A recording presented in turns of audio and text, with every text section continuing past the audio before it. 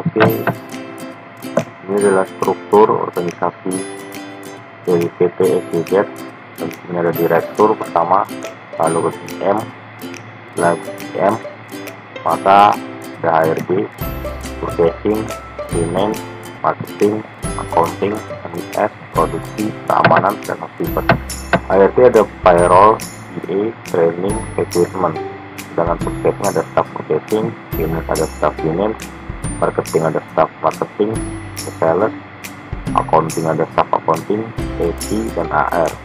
MIS ada IT developer dan IT jaringan, produksi ada PPSC, gudang, assembling, packaging, shipping, maintenance, dan QC. Keamanan, security, dan housekeeper ada hobi. Dan sini strukturnya direktur ada 1, IM 1, HRD 6, purchasingnya 2, accountingnya 8, marketingnya 5, MIS 5, produksi 253 per 8, keamanan 8. Dari sini adalah siklus pendapatan.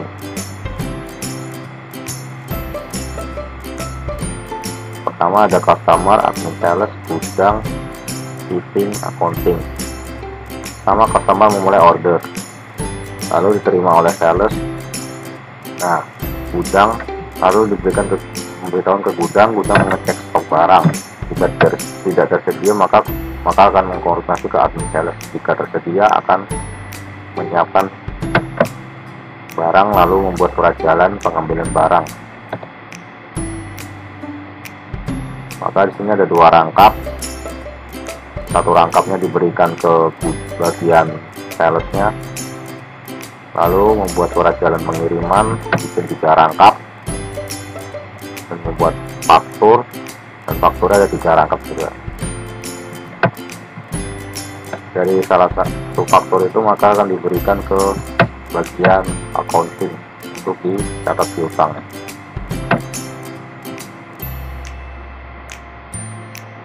Sebelum ke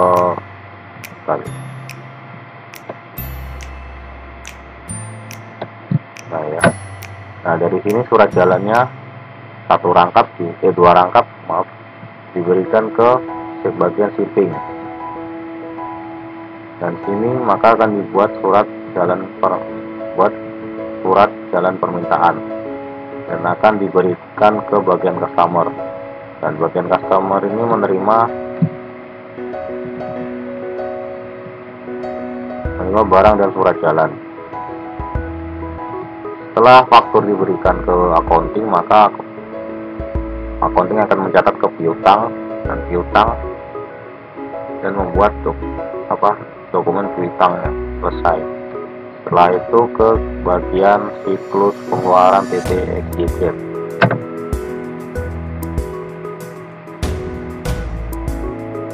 Bagian gudang memulai menerbitkan permintaan barang, bikin 3 data permintaan barang, 3 rangkap, 1 diarsipkan, 2 lagi diberikan ke bagian pembelian, 1 diarsipkan, menentukan PO, bikin PO 2 rangkap, 1 diarsipkan, data permintaan barang ke supplier, membuat nota 2 rangkap.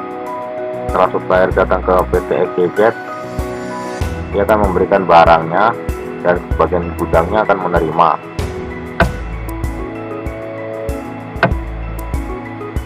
Dan setelah itu dia akan memberikan tagihan pemberian nota 2 rangkap.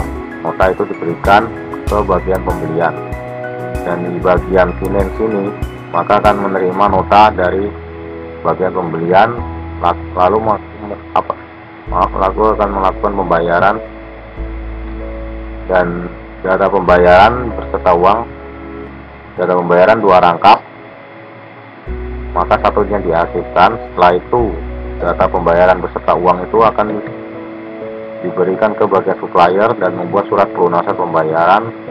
Setelah itu bagian supplier membuat nota 2 rangkap, 1 rangkap itu diberikan ke finance untuk dibuat surat pelunasan pembayaran, dan bagian accounting melakukan penjumlahan. Setelah itu di jurnal selesai. Selanjutnya adalah siklus penggajian PT EGZ,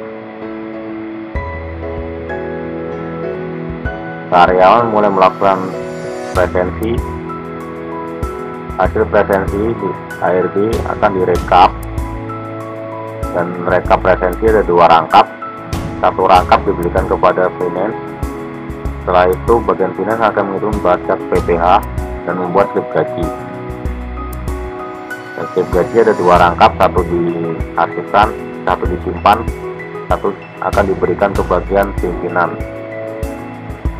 Setelah itu membuat daftar gaji. Daftar gaji dibikin 2 rangkap, 1 disimpan, 1 lagi akan diberikan ke bagian ke pemimpin.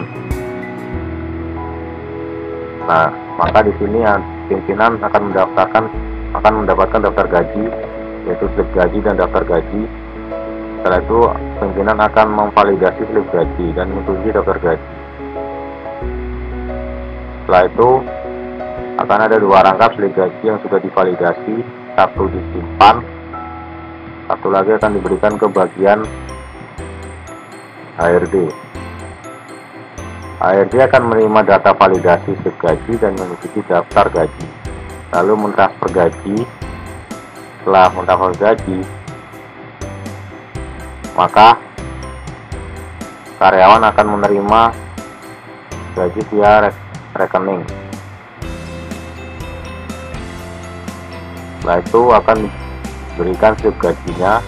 Slip gaji yang sudah divalidasi akan diberikan ke bagian karyawan. Sebelum itu, bagian finance akan membuat laporan penggajian. Laporan penggajian ini akan diberikan ke bagian pemimpin.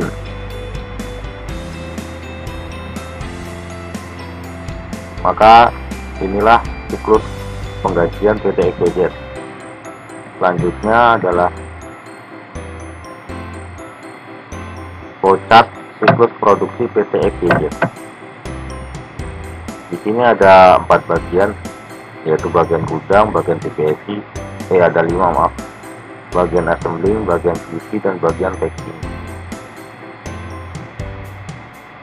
Bagian gudang membuat bon permintaan bahan. Bagian TPSI membuat surat permintaan bahan. Setelah itu membuat 3 rangkap. Nah, 3 rangkap itu salah satunya disimpan. Setelah itu 1 rangkap diberikan ke bagian assembling untuk disiapkan bahan-bahannya. 2 rangkap salah satunya disimpan, satunya diberikan kepada bagian gudang. Dan gudang menyiapkan bahan, langsung membuat surat jalan. Nah, surat jalan ini bikin 2 rangkap, 1 disimpan, 1 diberikan ke bagian assembling. Nah, bagian assembling menerima proses yang akan diproses, lalu bagian assembling mulai merakit produk yang akan dibuat. Kipas, contohnya kipas. Setelah itu bagian QC menerima bahan yang akan di packing. Setelah itu proses pengecekan QC. Setelah proses pengecekan QC selesai, maka bagian packing melakukan packing, yaitu pembungkusan. Setelah itu selesai. Proses siklus pelaporan PT EGZ.